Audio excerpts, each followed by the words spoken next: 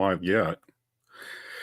And now, get ready for the doyen of Cleveland sports podcasting, Mr. Moohead. Da-da-da, da-da-da. Thank you very much. How is everybody? I got a few things to say today, but I wanted to, how can I explain what relative poverty in professional sports is, except just with this little tidbit of a story? Everybody is saying, what a good break for the Cincinnati Reds. They got Terry Francona as their manager. Things will be looking up. Hi, Chill Bill in the chat room. And what has he done in his wisdom? He's reuniting with Brian Shaw. The two of them are going to settle down and retire together. I mean, 37 years old, and he has thrown this guy's arm out everywhere he's been. Does this guy have photos on him? What is the story? And, I feel Cincinnati's pain. It looks like the Browns are going to feel Cincinnati's pain. Oh, God. Wow. So, that's what relative poverty is. It's like there is no immediate thing that's going to make the Cincinnati Reds relevant. All right. Now, let's take that to the next level and say what this show is really about today is a simple question. And I don't expect people, because there's nobody in the chat room except for Chill Bill, and I don't expect reaction until the show gets put up on YouTube. Who gives you a better chance to win, Jameis Winston or DTR? That's my question. No one. Well, I mean, one of them has to give you a better chance of winning. I didn't say they'd be a good chance of winning. Are you pointing a gun at my head or forcing me to bet like $5 on this? No, there's no bet on this. This is a logical question. Both men are healthy. Both men can play. The Browns have made a decision to play DTR and to start him. Who gives you a better chance to win? And Ron Shane says Winston. I would reluctantly agree with Ron Shane. All right. I wouldn't reluctantly agree with it. I would absolutely, wholeheartedly agree with it. Yeah, but I wouldn't be happy about it. Well, look, there is no happiness. There's no joy in Mudville. That's why I'd be reluctantly. I wouldn't be happy about it. No, but if you're given a chance to win, who gives you the better chance to win? Jameis Winston has won twice since he became the starting quarterback of the Browns, and DTR has never lasted for more than 2 games before getting hurt and has incredibly bad stats in the limited time that he has played. Yeah, and really bad judgment, too. He flings his body about. He tries blocking like defensive linemen, and he tries tackling on interceptions. And you think Winston's a bag of rocks when it comes to judgment, but DTR is a whole next level of mayhem. I mean, and Rick, you're absolutely correct. Yeah. But you know something?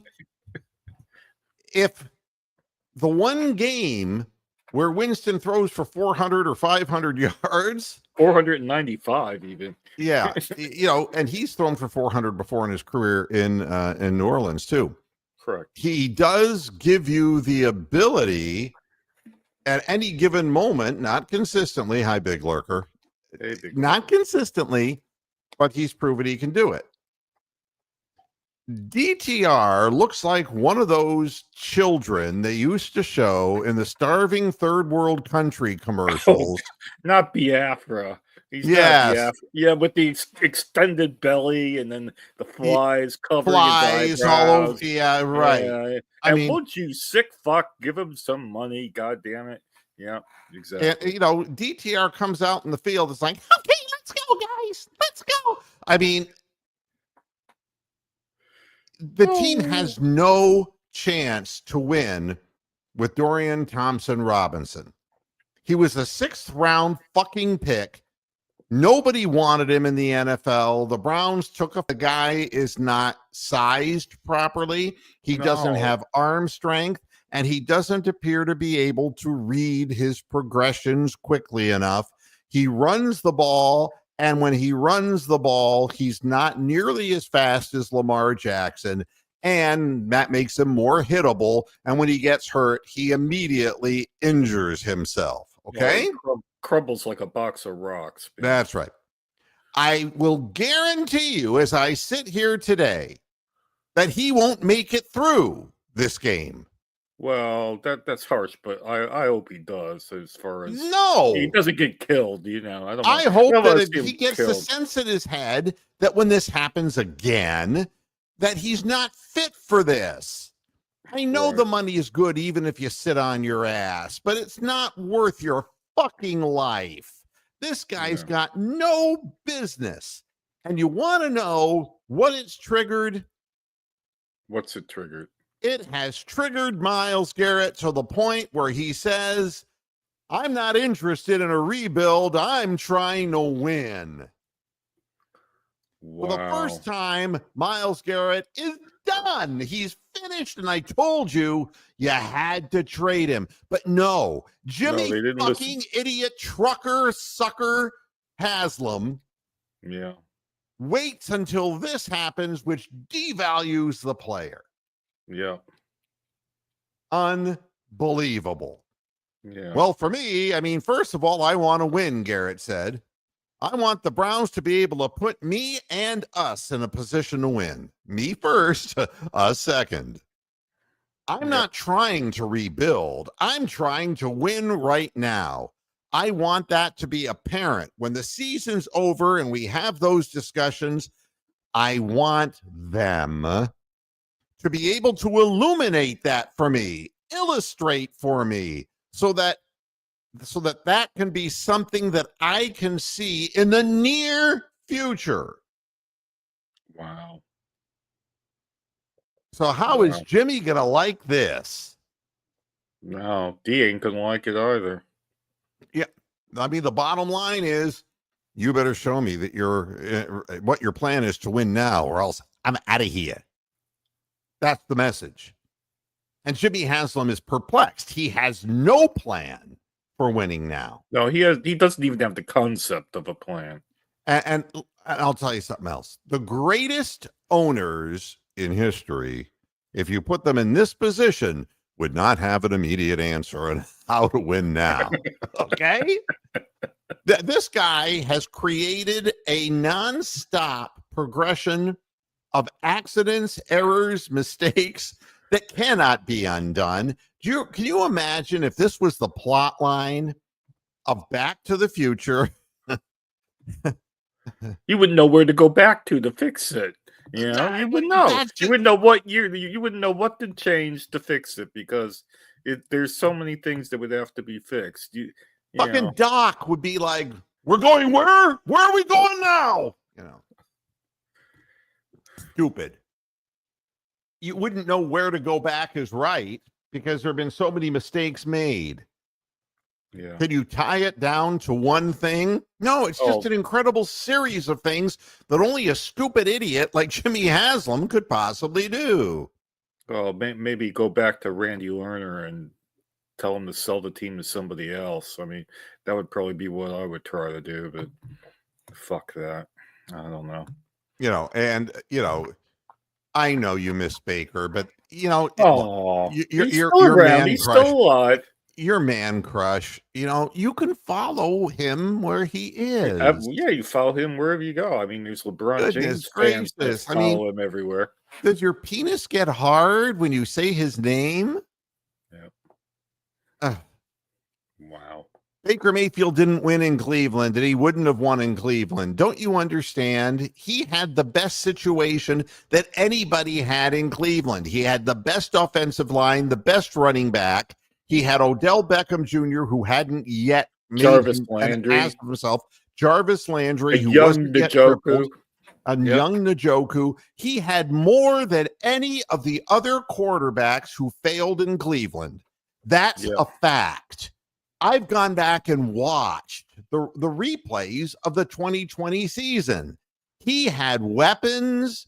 He had protection.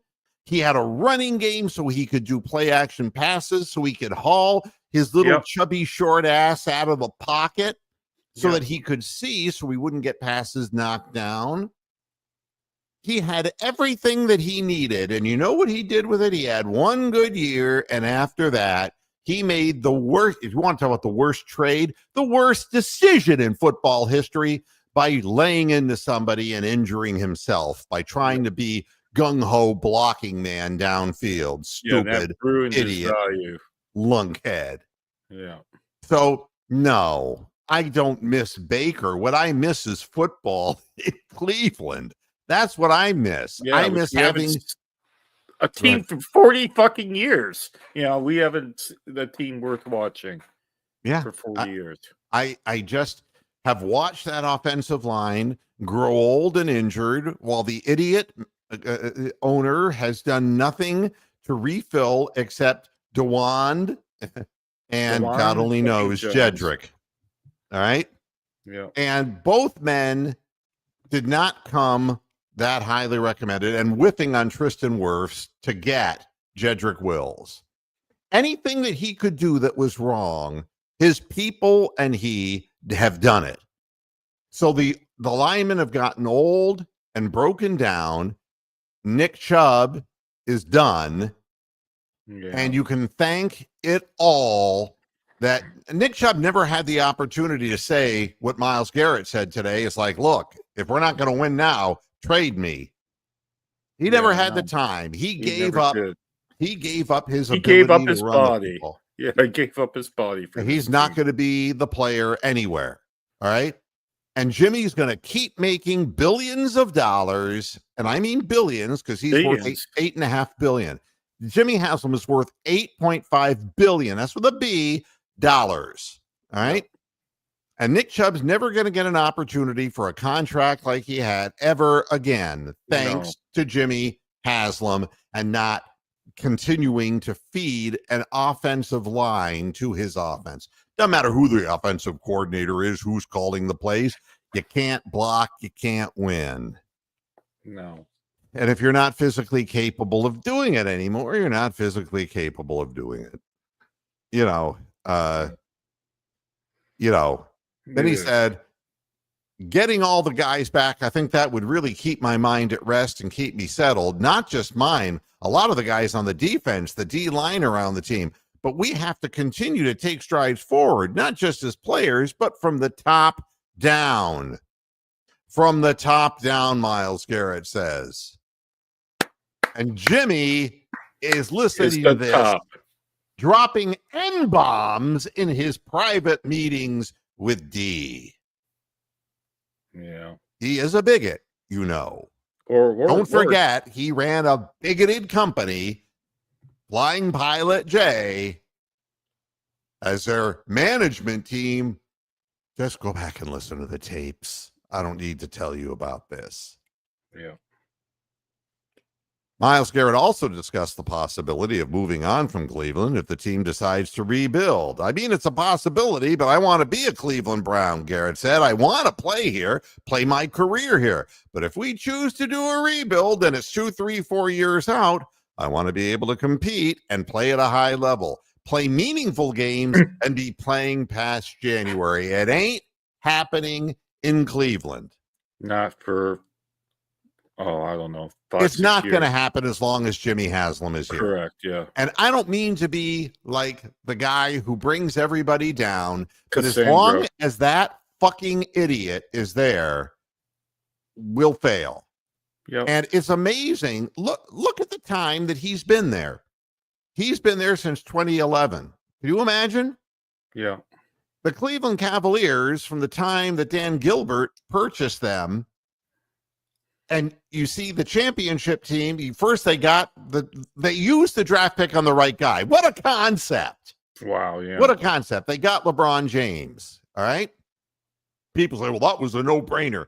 No, he could have failed just like, all these Yeah, he other could people. have taken that. Oh, I forget the number 2 pick that Detroit took that year.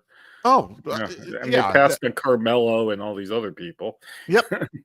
So by the time LeBron gets settled and learns how to play the NBA game and works himself into a frenzy, and they start drafting other players and getting him some help, and they get into the playoffs, and then they get into a situation where they're regularly in the playoffs, but they don't have quite enough.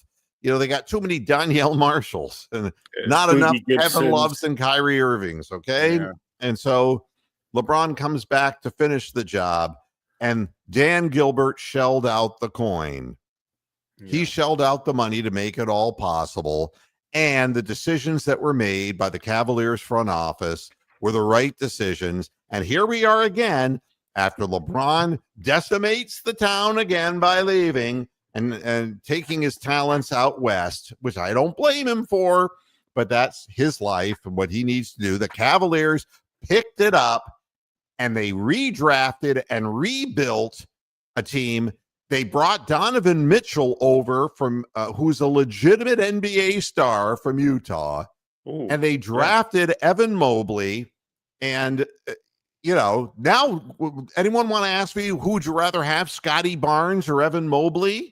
I mean, let's be honest about this. Yeah, when you pick the right people, it motors you much quicker to get to the successful part. But because the other teams are knocked down by picking the wrong people, and you're elevated. So it's like a double whammy. It's like what we call here a 6-pointer in England. And here's the other side of the coin. Once you've drafted players who are pretty good players, who are good role players, you got guys like Isaac Okoro, who's a good role player for the Cavaliers. You got Karis LeVert. You brought him in. He's a good role player. You're going to see some of Max Strus tonight. Wow. And what will happen is you have a core 3. You don't have a core 4 because Jared Allen to me is weak sauce. But you hold on to Donovan Mitchell, to Darius Garland, and Evan Mobley. And when you get to a point where you feel that, we need a little jolt, you have some people to trade, and you have a way of getting back draft picks if you want, or to get other players to keep feeding that young core 3.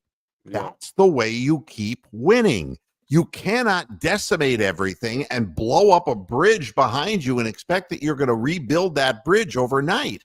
You can't do it. And that's what Jimmy Haslam's done. Yeah, I mean, San Antonio have done that for 20-some years. I was watching an amazing game last night between them and the Hawks, and San Antonio's got Wembanyama. The guy's a freaking unicorn.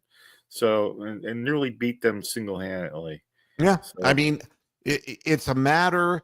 Maybe you take a step or two back for 2 years, but. Yep. That's how good management, who's willing to spend money and knows who to spend it on, gets it done. But there are teams who just continue to suck forever, and whether it's in football, like the Jets and the Browns, and the Giants, or if it's in basketball, it's like the Sacramento Kings, or who are still looking back at the days of Weber and Divac. I mean, or the fucking Pelicans or whatever. Yeah.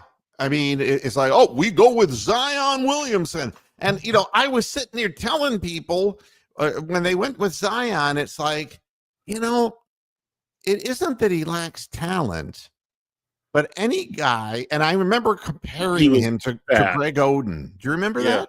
Oh, Greg Oden, the 95-year-old Greg Oden. Yeah. Yes. Well, I said when Greg Oden was at Ohio State, he had trouble making it up and down the floor. Yeah, he was never... He was never healthy unless he was in high school. Yeah. And with Zion, it was the same thing at Duke. He plays 1 year at Duke, yep. and he was hurt He blew shoes out. He did all kinds of things. Yep. He just never was able to condition his little. And it's only fair that he has pelican legs where he went, Yep. and so he's never recovered, and he'll never play many games because that and that single pick has haunted the Ruined him. Pelicans all this time because he has no trade value now because everybody knows the Achilles heel on him is that he's got leg problems and he's always going to have it and he's always going to weigh too much and he's not serious about reconditioning his body. And that's the end of that. So, the amazing thing is that Mike Conley, who went to the same high school as Greg Oden, went to Ohio State together with him, is still in the league. He's still playing. So, it is, if you look after yourself from the beginning and keep looking after yourself, you can still be playing in this league. I'm done.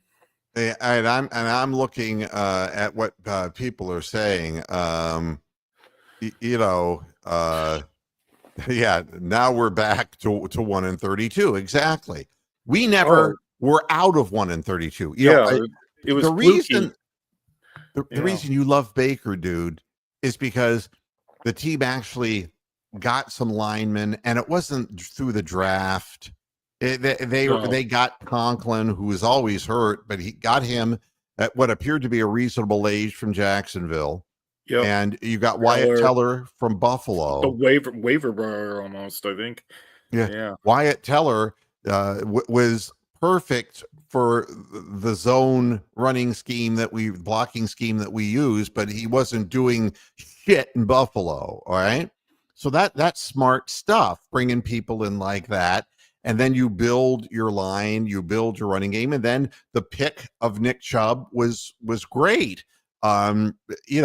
When somebody who knew what they were doing was making the picks. Yeah. And so for that year, you love Baker. But the truth is that it immediately went to 8-9 the next year, and then it went to hell in a handbasket after that again, because the decisions being made can't sustain a winner. Like the Cavaliers take a year or two to, or three take even. Stock, yeah. To not be so good, but then all of a sudden they're putting a quality product back on the field again, which is great. It's not going to happen in Cleveland. No. So that is, and that is my point. Dorsey was at least a credible NFL person as opposed to Dee Podesta and Andrew Berry, who have absolutely no skill at assessing football talent. And it's obvious in who they're selecting. They have absolutely no touch, no feel for this whatsoever. It's almost like they take a dartboard and throw it at the list of prospects, and whatever they land on is who or they take. They want somebody who's fast. So they look for a track star at Auburn. I mean, God, who can't catch the ball. I mean, I sound like Captain Kirk, but he can't catch the ball. He can't catch the ball. Blasted Jimmy can't catch. He's got crab claws. You just hold your head. Everything that could be done wrong has been done wrong. So, so now Myles Garrett is going to tell them that he's done. Basically, that's what he's doing because there is no overnight fix. None. Yeah, he knows that. Hey, my doggy came over here and snouted me. Hey. Oh, doggy boogie. Oh, I'll pet you, boy, while I'm on the air. Topaz. Good boy.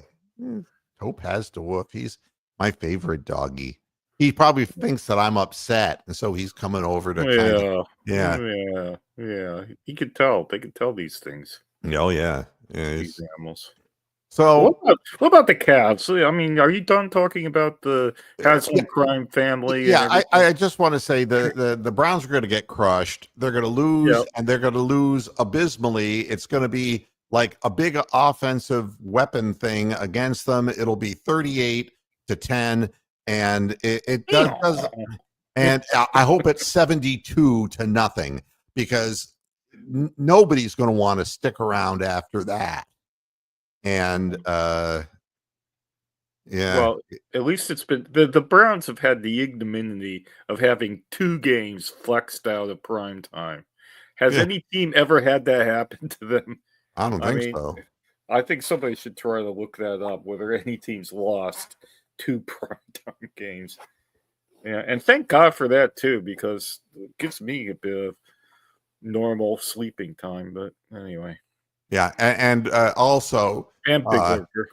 when excuse me, when Ashley Bastock headline, what's left for the Browns to play for at 3-11? What is left? Nothing. Nothing. There's no reason to watch. There's no reason to watch it. And they've acknowledged it by starting DTR. They don't want to win. And Yep. anybody who wants to cheer a team that doesn't want to win, well, we want to see what we have in DTR. What you have is somebody that you know damn fucking well couldn't start Can't out an play. NFL team, and you Yeah. need a goddamn quarterback.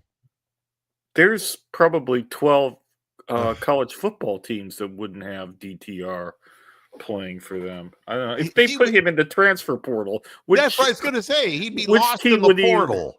yeah, what team would he land on? I mean, come on. No, Jacksonville State. Yeah. I have no He'd idea. probably end up going to Marshall because they lost about 50 of their guys and had to forfeit their bowl game. So At any rate, let's talk about the Cavaliers. I want to talk about the Cavs because that means something to me. And, the Cavaliers are, I'll morph my way into the Cavaliers by segue. Yeah, by way of a headline that ran on ESPN. And it was on their NBA page, of which there was never any mention of the Cleveland Cavaliers. They don't exist, even though they have the best record in basketball. For quite some time. It doesn't matter. Yeah. Instead, the headline is, the New York Knicks version of Karl Anthony Towns is greater than the Minnesota one was. Well, of course, because your money's coming from New York, you cocksuckers. And when he was in Minnesota, you didn't give a fuck about him. He's the same goddamn guy. He's older and he's playing with a guy who's going to cripple him. And he's probably not as good in reality. But it's so obvious that the national press just wants to ignore the Cavaliers, and it makes me just want to cheer for them much more. Yeah. Because, they deserve so much better than that. Well, the Cavaliers are playing the Bucks, kind of. All right. It's going to start at 7:30 tonight, and the Bucks have been crawling their way back into quasi contention. The expected starting lineup will be Darius Garland, Donovan Mitchell, Dean Wade, Evan Mobley, and Jared Allen. Isaac Okoro has a sprained AC joint. That could be weeks. Yeah, I saw that when that happened, and he sort of tried to play for a couple minutes afterwards, but he ran into a screen that was absolutely brutal. Looked like he got a stinger or something. I forget who he ran into, but it was real. No, it was who are we playing? And I'll remember the guy. Oh, he's just a big lunk of a guy. Was it Valanciunas? I think it was somebody who was setting a screen. We were playing in Nets. All right, maybe it was Claxton. It might have been Claxton, yeah. But yeah, just railed Ben him. Simmons, or I don't know, it was somebody. I don't know. Somebody will know. Yes, Trend Dog. Yes, his time is over. Unless he wants to live here permanently and play for because another team. there is no quick fix to the Browns, but we're going to move on. All right, we're moving on. Now, the best thing that can happen for the Cavaliers, if you're going to get injuries when you have a deep bench, it happens one at a time and it spreads out through the season, I suppose. Yeah. I feel bad for Isaac. He's been playing good ball. He's shooting 49% from behind the arc, although he's not taking a lot of threes. He's making half of the ones he takes, and he is the best guy from a defensive perspective to stop some of the point scorers who are just really gifted in the league right now. But he's out. Max Strus, we've been waiting on, and allegedly he's going to play. And probably somewhere in the range of maybe 18 to 20 minutes would be my expectation. That would probably be a lot, really. I think I don't know. That would Chris be a lot. Middleton is back for the Bucks. He has been for the last couple of games, but Damian Lillard is out with a calf injury, and without Damian That's Lillard, interesting. well, it's devastating because between Giannis and Damian Lillard, those two guys were scoring, take away the bench, Yeah. more than half of their team's points. Yeah. I mean, and No. so their expected starting lineup is AJ Green, Andre Jackson, Tarian Prince, Giannis, and Brooke Lopez. Well, Right? the odd one out there is Tarian Prince because he's the one that's like been the bench rider and hasn't played. So he's sort of like the X factor. You can either have a big game or be absolute shit. So yeah, Right. the Bleacher Report, not that I'm plugging them, but I'm looking at it right now, are saying the Cavs are -9, which I think is a lot of points to give Milwaukee, even though they don't have Damian Lillard. So I don't know what I'm going to do to watch this game, but I will do something. Well, So you know what the Bucks will do, and they're a mature team, and they have a mature coach, and they will go out and play physical, it'll be hard, yeah. and then they're going to be pushing, not the tempo, but literally Totally pushing in the pushing the paint. players, yeah. They're going to do everything they can. And, to be very honest with you, it's good for the Cavaliers to face this kind of a team that's a more mature team that isn't going to run up and down the floor willy-nilly, Yeah. but is going to try to force you into the half court and is going to try to it's cozy up to you defensively like the Knicks would do, a more physical kind of team. The problem for the Cavaliers is that they have to prove that they can pressure and get turnovers and get into their rhythm that way, because this is the way the Cavaliers win. It's those little 3-minute spurts Where they get where points and they shoot 3 threes and all that. it's like they Yeah. force bad shots, they get turnovers, they Yep. get right into their offense. I mean, from steal to offensive opportunity, Yep. it's so different than what it was with JB Bickerstaff that, in 3 minutes, they can tack on 12 points, bam, like that. And if they're up Oh, by 6, then they're up by 18. very Uh, quickly. Very and quickly. Even that, quicker than 3 minutes, we've seen it. and that's been a pattern all year. So it's not a matter of dumb luck. It is a pattern that we've seen. And that's what the Bucks have to be worried about, Yep. is that their 3-point shooter is out, Yep. and Giannis is going to bang down low, and he's going to Yep. get away with murder, and anyone who breathes on him, they're going to call fouls. They're Yep. going to get to the free throw line in our Yep. building twice or 3 times as many as we will. Yep. You got to be prepared for it all, Yep. because that's the way the league still, with Giannis, he's the big name, and it's going to be difficult as hell when he gets the ball down low. He's going to double, triple bump people. He's going to push people off. He's going to hack people. He's going to do whatever he can do. And you got to accept that, because that's Yep. the way the league is. And it's good for the Cavaliers to face this. I got something amazing here on NBA.com right now. The feature story is 4 reasons why Cavs have best record in NBA. Hang on to your hats. It's actually on NBA.com. Or at least Well, I mean, can you believe there's that? the reasons are, first of all, the departure of a head coach who was playing for JB Bickerstaff and not coaching for his team. He was not utilizing the parts properly. He wasn't using enough rotation, and he was wearing his troops down. And it became evident that when it was critical for strategy to formulate inbounds plays, he couldn't do it. He was too busy yelling at the officials, and it was a mess. Yeah. And we had more talent to go deeper in the playoffs, but it hasn't happened. And Yeah. what we're trying to do now is fix that. And I still think that there's a piece that the Cavaliers could add out there. But it's really a tricky thing because you don't want to fuck with something Yeah, that I tell you what, I got an idea about that. sure. I was watching the Hawks and Spurs last night because I was up very late and went into overtime. And Wembanyama had a great game for the Spurs, but on the Hawks, they had Larry Nance Jr., who had been injured for a while, come back, and he was guarding Wembanyama as best he could, and he actually made a pretty good fist of it, and he actually hit 3-point shots and had a really good game. And I'm thinking like, well, here's somebody who could join Cleveland if we could like prize him away from the Hawks. And I thought, damn, he did look good.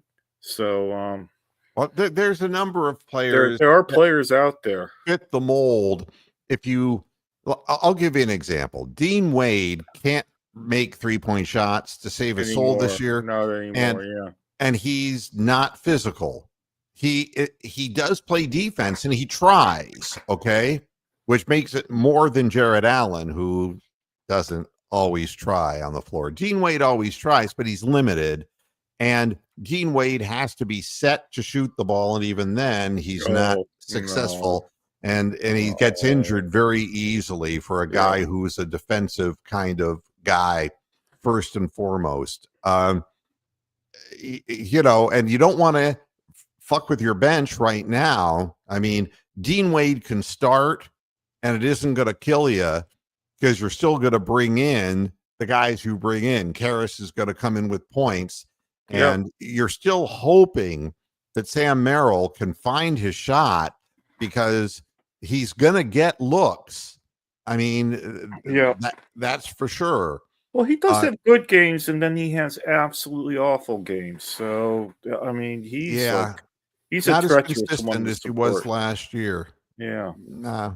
And But then he's been getting open shots regardless, but sometimes he'll just bang them off the back of the rim, yeah. and Ty Jerome has kind of, He's peaked disappeared. and but he's going to get important minutes. And Ty Jerome was never about just gunning up threes. And earlier this year, it was amazing watching him drain those because he's like a 34 to 36% 3-point shooter career wise, Yep, and you wouldn't expect him to continue shooting that way. For him, he's a facilitator. You yep, like to have another good ball handling point guard who really feeds people and gets the ball to the right man. And that's really important. The other thing that's going to be interesting about the game tonight, in my mind, is the progress that Evan Mobley has made yeah, and he's how still that hurt. plays against a big lunk of a guy like Brooke Lopez, who may be older but has much more body mass. Yeah, And these are people that, and Evan Mobley's only averaged 12.4 points a game and 7 rebounds against the Milwaukee Bucks since he's come into the league. yeah, And he's got to do better than that. And the question is, with this added strength and the added confidence that he has, and with his 3-point shot, at 40%, can you draw Lopez away from the basket and then find other options? And if he doesn't come out, can you knock down the three? When you're playing a team without Dame on the floor, who's not real big. Now, Middleton will shoot threes, but yep, Lillard is unlimited range guy. yep, The Cavaliers, if the way we make up for the free throws that we know they're going to get is by hitting threes. It just becomes yep, important. And everybody who shoots those threes, including Karras and Carl. Mobley and Wade, and not to mention Donovan, who has been a little bit cold from the 3-point line in the Yep, last several games. But this is an important game, and it will really give the Cavaliers some confidence if they can knock these guys off. But to do it in a way that will force them into turnovers, and because they're starting guy, the guy who holds the ball more than anyone is Dame. He's the guy. He's the straw that stirs the drink in so many ways. Giannis can bring the ball up and can pound his way into the paint. The question is what can the other guys do? Well, I don't know what sort of game AJ Green can have, but he could probably have a big game. Look, teams can knock down threes on any given night. It was like I was watching Oklahoma City playing against the Orlando Magic, and they were blowing them off the court. And then all of a sudden, the Magic came back, but OKC held on. Yeah, that was the game before the NBA Cup, and then they go into the NBA Cup, and Oklahoma City was absolutely appalling at the three-point line in that NBA Cup game on Tuesday night. But they were like 4 of 40. It was ridiculous. But they are statistically the top 3-point shooting team in the league. Yeah, but they were tired and they looked like shit that night. Richard, I'm hearing, I know that Dame is out. Yeah, we've been talking about that. And Giannis and Middleton are game time decisions, but Middleton, they'll be playing. Middleton, this has nothing to do with the injury that kept him out for a long time. This is like a viral illness that everyone's getting in the NBA. But they're saying he's likely to play and Giannis will be out there. Right. God. So there, whenever they say game time decisions, I take that with a grain of salt. That's like Kevin Stefanski saying, "Oh, we'll look at it on the day" or something. Yeah. But I mean, in the game that they beat the Orlando Magic, OKC did what the Cavs did. They hit a spurt where they were just knocking down threes, and that made it impossible for Orlando without their pieces, Banchero and Wagner.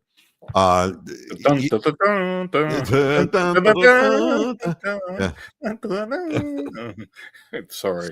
Yeah. And I'm talking Franz, not Mo. Hey Mo. I'm going to kill you. I'm Mo Wagner, and I'm going to kill you.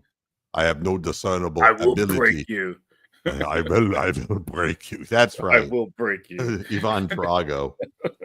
That's who Mo Wagner is. And there's a Heil Hitler.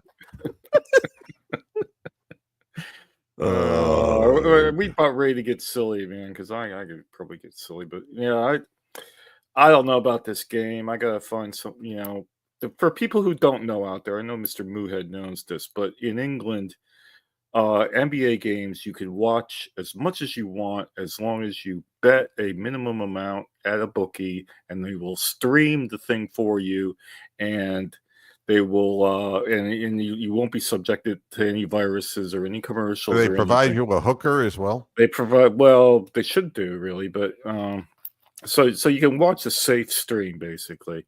All right. So I got to make a decision on where I want to go on this game to watch it. So I don't know what I'm going to do. I might go. Depends on what I hear on WTAM before the game. So no idea. Yeah, well, I'm the wrong person to ask about that kind of thing because I wouldn't ask you because that's not your thing. You don't believe in it. I don't believe it in either.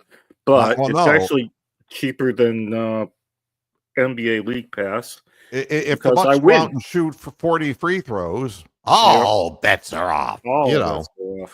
So, and Richard is giving his expertise, which I think 9 points is too much too. I'll probably do some sort of player prop on either somebody on the Bucks or Darius Garland. I don't trust or Levert. Those are the people that I kind of lean towards. Yeah, there was a time when I was younger that being a millionaire put you in rarefied air. Right? Yeah, now there's millions of millionaires. Yeah. They're everywhere. Ohio State's athletic program is worth an estimated $1.27 billion. Amazing, isn't it? $280 million in revenue. They are a pro sports franchise with a tertiary sideline in education. And I speak that from the heart as being a lifetime member of the Alumni Association, god damn it. And I can be as critical as I want to be. But they are a pro sports franchise now. And now Dwayne Stat has something to say. Dwayne. You know, something that really bothers me, Bronk, really bothers me. Ohio State can make $280 million a year, and they can't beat Michigan. Correct. Yeah. I mean, it's just, and I don't think it's even about beating Michigan. It's about whining when Michigan tries to plant their flag at midfield after they whipped our ass with an inferior football team because the coaching staff got it all wrong for Ohio State. Instead of looking inward at the real problem, Ryan Day, instead, they're going to complain about, but meanwhile, $1.27 billion, and Jimmy Haslam's worth $8.5 billion. Jimmy Haslam's brother is worth $5.1 billion. They own Tennessee. They've been governor of Tennessee. People should if you think the DeWine family in Ohio is powerful, check out the Haslams in Tennessee. Yeah, I mean, it's and here's the good news if you're a Cavalier fan, right? And good news. I wish people love the Cavaliers as much as some of these people love Baker Mayfield still, all right? Yeah. But I mean, you have a winning team right there in your town and you won't support them. And I don't understand that at all. I think y'all want to just be self-pitying and self-loathing. Me, I like to see teams put out a full effort. I don't like to see guys lining up offline or offsides. I don't like to see guys jumping on counts, not knowing where their patterns are to run or who they're supposed to block or which side of the field they're supposed to line up on. I don't think about Baker Mayfield that way. I watch the Cavaliers and I say, this team is very close to having a real complete team. We lack experience in the postseason, and we need that physical piece that is going to be don't fuck with us guy. Don't fuck with us guy. The Hanson brothers. You're right. We need to have somebody who's an enforcer out there. There's no question about that. But here's the really good news. Why, if you're still talking about Baker Mayfield and you have this problem with arrested development or homosexual tendencies or whatever reason, it's okay now. That's all. It's all good. Yes, it's all good. You can have all that if you want. God loves everybody. Yeah. Okay. So, you can just feel free to come out. If that's what it is, that's what it is. If you want to cheer for Baker, he plays for the Tampa Bay Buccaneers, who are barely over 500, but he is winning there because he has a lot of what he had in Cleveland. He has really good receivers in Tampa Bay. He's got some Hall of Fame receivers. But here's the good news. If you really want to cheer for the team who has the best chance of winning in Cleveland, that'd be the Cavaliers. Here's a headline. Curry and Green held without a single field goal as the Grizzlies rout the Warriors. Wow. The fucking Grizzlies. Oh, a change has got to come. Yeah. It's over. They can still talk about Steph all they want, but it's yesterday's news. That's like 3-day-old bread. Ooh. Do you realize that the Grizzlies held a 123-66 lead early in the fourth quarter? What? 123 to 66. 57-point lead. I think they covered the spread on that one. And they pulled Steph Curry and Draymond Green because for the first 3 quarters, they didn't have a field goal. All right. Wow. So it changes. And the NBA is fumbling with, doing whatever they can do to make the big market teams. And it's like the Lakers, and LeBron's sitting there saying, well, my foot's kind of hurt. It's like, thanks, Bron. I'm on strike. Next. I'm on strike. Yeah. Talk to me later. Yeah. And then the Knicks. Oh, we're going to resurrect the fact that Tom Thibodeau hasn't done dick in his career. Let's talk to the people in Toronto and Chicago who played for him. It's like, no. But we got to go to the big markets, and then they say the Nets, nah. No, nah, they don't have a player on their roster. no. And so it's got to go back to the old core players, Giannis. And, it's like Wembanyama is a phenom, but he doesn't have the team around him yet to really be able to fully. They got some young pieces at the Spurs. That Sohan kid with the green hair or purple hair or whatever he had last night was pretty good. You should watch the highlights. There's just one amazing pass that goes to this kid. He does like a upside down backward dunk out of nowhere, and that was the only thing he could do to score. It was fucking one of the most amazing things I've ever seen. The only thing that would have made this game better, besides the fact that both Steph and Draymond didn't score a goddamn field goal in the game, would have been if Ja Morant, after the game, took out his pistol and pistol whipped them both. That would have been the icing on the cake. Oh, God. I know. He's still waving his pistol around, as it were. Wow. Oh, and here's what Draymond had to say. Draymond. He went scoreless, missing all 4 of his shots in 19 minutes.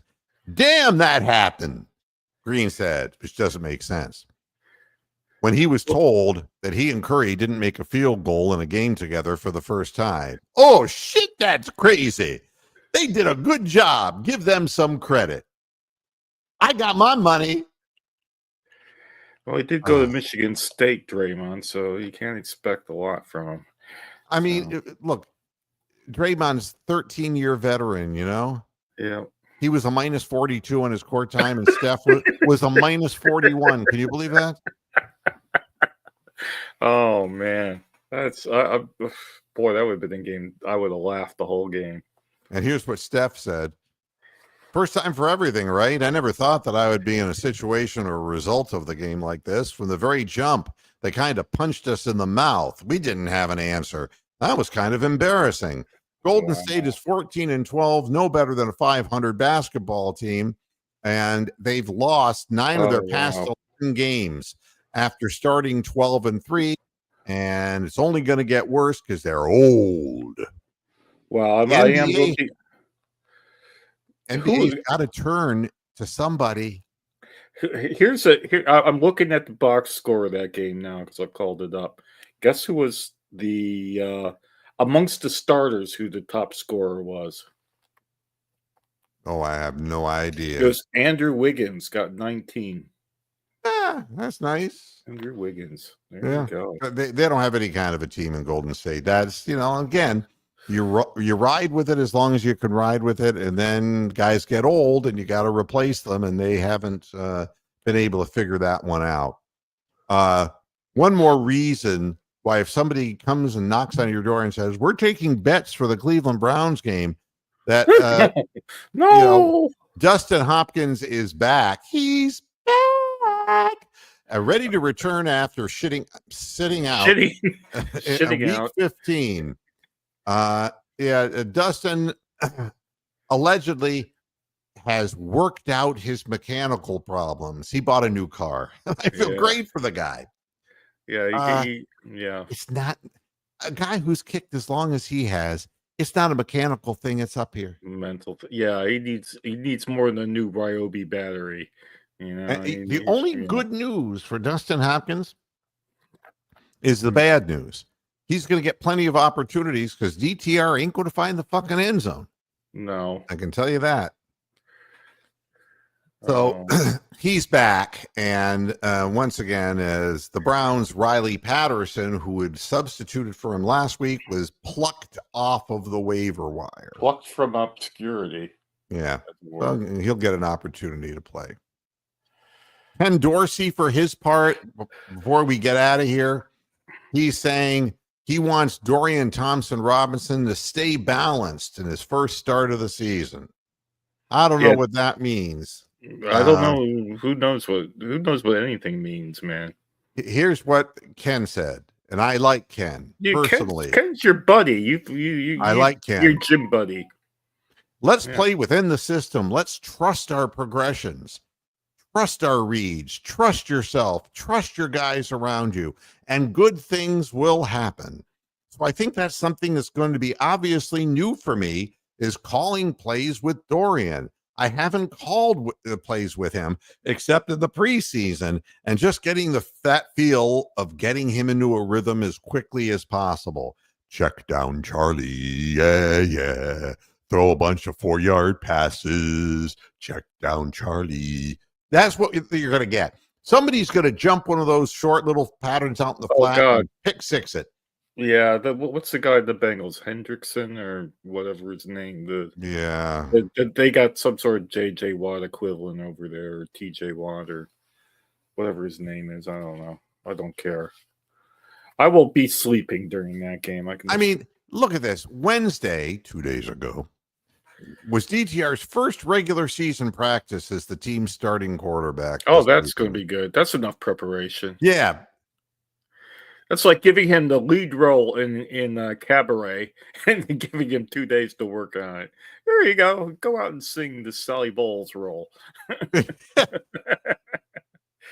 Hey, after all, life's a cabaret, old chum. Yeah. And before I get out of here, this final word. Tomorrow, there is something being called a heavyweight title fight between Fury and Alexander Usyk. And they're running this back again. Usyk is 82 years old now. No, he's 37. And he weighed in about the same that he weighed in for the last fight. But Tyson Fury, not so. Tyson Fury, he gained so much weight. He's 281 pounds. 281 pounds. He's going to lean on Usyk. That's what he's going to do. He's going to fall over. He's going to foul him and lean on him. Yeah. 280. Wow. Can the Browns sign him up to play left tackle? I mean, he's got to be just as good as fucking Jedrick Wills and have better footwork. And I have nothing against Alexander Usyk. He doesn't have heavyweight power because he's not a natural heavyweight. Yeah, he does have better technique. Yeah. But anyone has better technique than Tyson Fury, who to me is a joke.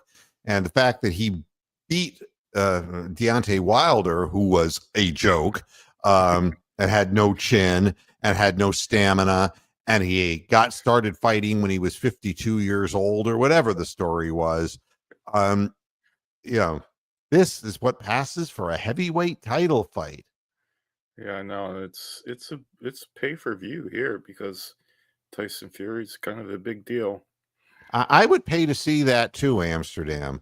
I'd like to see RuPaul scratch his eyeballs out. Just give him a couple of handbags, Wow. Rick May is showing his age here. Oh, God. Too much horse. Yeah. Yeah. But that fight's going to be happening tomorrow. So if you paid for that, God help your soul. This is a 55-pound weight difference, and man. Fury boxed in a range in the December 2018 meeting with Wilder that ended at a draw. He was 256. Well, I mean, figure it out. By the time he gets into the ring, he's going to be 30 pounds heavier. Wow, that's just obese, man. Yeah, well. Yeah. You don't have to comment on that. And then there's Tyson Fury's quote. I'm pretty lean. Other than the big beard, I'm doing good. I'm in good shape. I'm as fit as a fiddle, a fat fucking fiddle. You can't really do an English gypsy accent. Neither can who can? You don't really want to. But, no, he held his camp in Malta rather than in Malta's England. Beautiful. Yeah, I would hold my camp there too. Yeah, Malta's a great place. He said he hasn't spoken to his wife in 3 months as he looks to avenge. This is the famed no sex is going to make you a better fighter, so he replaced the sex with food. Yeah, there's plenty of food to eat in Malta. Great place. Don't feel bad, Rick. You're 6 years older than I am, and I find myself forgetting all kinds of things. You know, I'm waiting for when I forget to wipe my ass. Wow. Okay.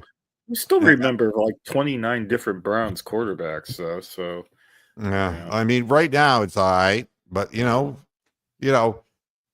there, aging gracefully, it's a great concept. But sometimes, are you like me, Rick? You wake up and it's like you just hurt somewhere. It's like a variable part of your body. Every week it's something different. And it's like, Wow. for me, I'm arthritic in my spine. And when the barometric pressure goes way up, we get a front that comes through and the barometric pressure goes way up. Oh my God, I feel like the fucking mercury in a thermometer in a hot pot. I mean, Wow. it feels like my spine is trying to push out of my body, like, like the alien monster. Wow. Yeah. And it's like, why? Why is this Why? happening to me? And it's like, and then I say to myself, oh my God, my voice. What's happened to my voice? And then I remember what happened to my father because he lived to be 92. Yeah. And, it started like this when he was 70. But by the time he hit 90, he was, hey, what has happened to me? I never had this kind of a Jewish accent before. I Wow. want money. Money, money, money. Never Cabaret. funny. It's a rich man's world. Actually, that's ABBA, but it should Yeah, should have been absolutely. in Cabaret. Yeah. No. If I was a rich man. Oh, that's Fiddler on the Roof. Yeah, Yeah. that's right. Tevye. You need to do Yentl now. Oh, I wouldn't do Yentl. And I didn't believe that Barbara Streisand was Yentl. I didn't believe that Barbara Streisand could pass for a boy, and I don't think she was young. So, no. One of the worst movies ever. Wow. So I'll be with you at the halftime show and the post-game show. Oh, And please don't. Save yourself. Go have a nap or take Topaz for a nice long walk on the beach or something. That's what I recommend. Ask Topaz what he wants to do. Well, does he want to sit around the house while you watch this terrible Browns-Bengals game? Or does he want to play Frisbee on the beach? no, what he say, would say is, I want to soothe you because you get so upset and frustrated. Just saying. Oh, Yeah. Topaz. Yeah, Topaz is like my best friend. Yeah, He always is. going to be my best friend. Yeah. And whenever at the end of the show, I put myself, in my, my monitor, and I look at my face and I go, "Fuck, I'm old." And that's what happens. You start seeing things like discolorations here, and Yeah, whoever does your makeup needs to get a new job, really. and then your skin, you start Oh, discoloring, God. and your skin gets thin as cellophane. Oh, God. Yeah, you just look at something and you start getting a bruise. Yeah. So it is. Bronk, thanks for joining me on this edition of Moohead Radio. Nobody wants to hear about my fucking age, Nobody wants to hear about mine either, but go Cavs, man. I think I'm Yeah. gonna probably go for the over. 7:30, man. Check it out. It's going to be worth watching. And I'll be It with will you be. again at halftime and post game of the Browns' defeat I against the Bengals. I can't guarantee I'm gonna be around Sunday because I probably will be asleep. All right. Well, I'll be looking for you nonetheless. Anyway. Thanks everybody for tuning in. And until Sunday. Is your broadcast schedule disrupted because of the Christian holidays coming up? Or because I know they're Christmas is on Wednesday, but Monday and Friday's all right next week. Yeah. I'm not gonna do anything different that way. Nope. Yeah. I should be on the air and ho ho ho. Oh. All right. It's all your Until fault. Sunday. Hasta la vista, Pastor Heads. Good night. Bye. Bye.